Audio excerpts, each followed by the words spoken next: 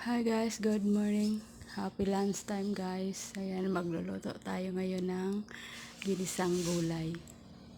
Ayan, mekos lang natin guys. Ang hirap kasi mag-video nang walang tagahawak ng camera. Nagluluto ka na, naghawak mo pa yung camera mo, ang hirap. Kaya mekos lang natin yan. Gisa lang muna natin yung sibuyas, bawang. Tapos mekos lang natin guys. Yan, lagay natin yung giniling. Tapos mekos uli.